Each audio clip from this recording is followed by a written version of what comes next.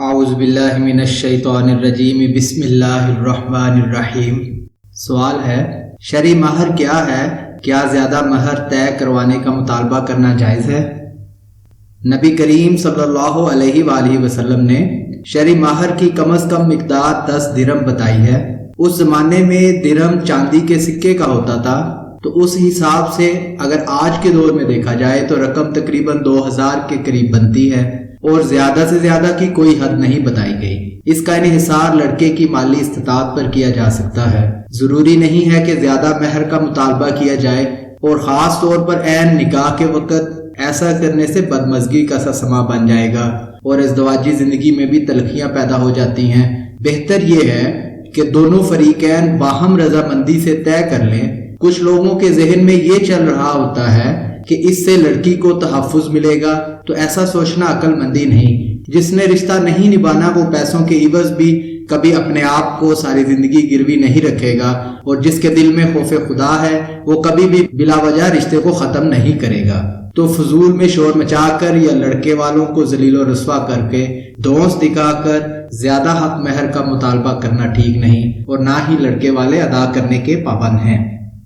اگلا سوال، مرنے والے کی وراثت میں سے حرام مال بھی وارث آپس میں تقسیم کر سکتے ہیں؟ اگر تو یہ تصدیق ممکن ہے کہ کون سا مال یا جائیداد اس نے حرام، ناجائز یا کسی غلط طریقے سے ہتھیائی ہے، تو پھر تو افضل یہ ہے کہ جن کا مال ہے انہیں واپس کر دیا جائے، اور اگر یہ نہیں معلوم کہ کس کا مال ہے تو پھر وارث آپس میں تقسیم کر سکتے ہیں۔ ایسی صورت میں سارا وبال مرنے والے کے سر ہوگا، وارث اس سے بری ذمہ ہیں۔ اگلا سوال، کیا خواب میں شیطان کسی نیک بزرگ کی شکل میں آ سکتا ہے؟ کیسے پتا چلے کہ خواب سچا ہے یا جھوٹا؟ اس کے دو پہلو ہو سکتے ہیں۔ پہلا یہ کہ اگر کسی گناہوں میں غرق انسان کے خواب میں کوئی نیک بزرگ آتے ہیں اور اسے کوئی اچھی نصیحت کرتے ہیں، تو اٹھنے کے بعد اس کی دلی کیفیت بدل جاتی ہے اور وہ گناہ ترک کر کے اللہ کے حضور سجدہ ریز ہو جائے اور آئندہ کے لیے تمام برے کام چھوڑ دے، تو پھر تو یہ خواب سچا جانا جا سکتا ہے۔ دوسری صورت یہ ہے کہ یہ شیطان کی چال ہو اور وہ کسی بزرگ کی شکل میں اس کے خواب میں آیا اور اس سے اس آدمی کو مزید دلیری کا وسوسہ ڈالا کہ دیکھو، تمہیں اعمال صالحہ اور عبادت کرنے کی کیا ضرورت کہ تمہیں گناہوں کے باوجود اتنے نیک بزرگ ملنے کے لیے آئے ہیں۔ تو یہ یقیناً شیطان مردود کی چال ہے کہ وہ ان بزرگ کی شکل اختیار کر کے خواب میں آیا کہ میں اس آدمی کو مزید گمراہی کی طرف لے جاؤں۔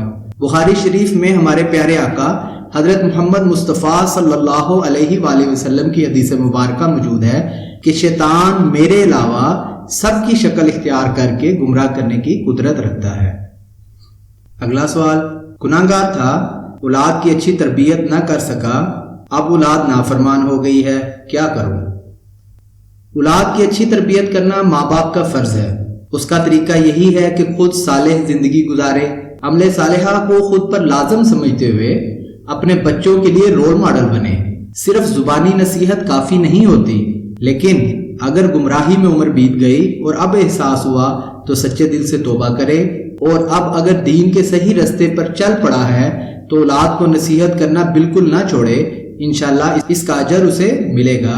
اللہ توبہ قبول فرمانے والا ہے۔ جب اولاد جوان ہو جائے تو ان سے نرمی برتی جائے، بیجا سختی بچوں کو خود سر اور ضدی بنا دیتی ہے۔ اگلا سوال، افضل درود کون سا ہے؟ نبی کریم صلی اللہ علیہ وآلہ وسلم نے درود ابراہیمی کو افضل درود قرار دیا ہے جو ہم نماز میں پڑھتے ہیں۔ اس کے علاوہ بھی اگر کوئی درود شریف پڑھا جائے تو ثواب ہی ثواب اور لامحدود اجر ہے، کیونکہ اپنے پیارے آقا حضرت محمد مصطفیٰ صلی اللہ علیہ وآلہ وسلم پر درود پڑھنا ہم امتیوں کے لیے دعاؤں کی مقبولیت کے لیے بہت بڑا سہارا ہے۔ اول و آخر درود و سلام پڑھنے سے ہمارے شکستہ لفظوں کے سہارے لے کر مانگی گئی دعائیں اللہ کی بارگاہ میں شرف قبولیت کی منازل طے کرتی ہیں۔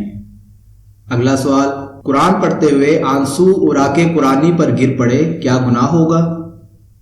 تلاوت قرآن کے دوران رقت قلبی کی وجہ سے آنسو کے گرنے سے کوئی گناہ نہیں ہوتا، کیونکہ آنسو پاک ہوتے ہیں، لیکن جان بوجھ کر بھی گرانے سے احتیاط کرنی چاہیے، کیونکہ بعض قرآن کے صفحے باریک ہوتے ہیں تو گیلا ہونے سے ورق پھٹنے یا خراب ہونے کا اندیشہ ہو سکتا ہے۔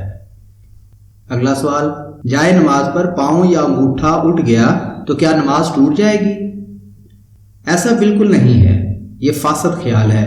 بعض لوگوں کو اکثر کہتے سنا کہ دائیں پاؤں کا انگوٹھا اٹھ جانے سے نماز ٹوٹ جاتی ہے، اور وہ اس بات کو حضرت علی رضی اللہ تعالیٰ عنہ کی طرف منسوب کرتے ہوئے بیان کرتے ہیں۔ تو ایسی سب باتیں گمراہ کن ہیں، ان کا شریعت سے کوئی تعلق نہیں۔ بخاری شریف کی حدیث ہے کہ نبی کریم صلی اللہ علیہ وآلہ وسلم کسی قبیلہ کی صلح کے لیے گئے ہوئے تھے، تو جب واپس آئے تو صحابہ کی درخواست پر حضرت ابو بکر صدیق رضی اللہ تعالیٰ عنہ جماعت کروا رہے تھے کہ حالت نماز ہی میں آپ پیچھے ہو گئے اور نبی کریم صلی اللہ علیہ وآلہ وسلم کے لیے مصلی امامت خالی کر دیا۔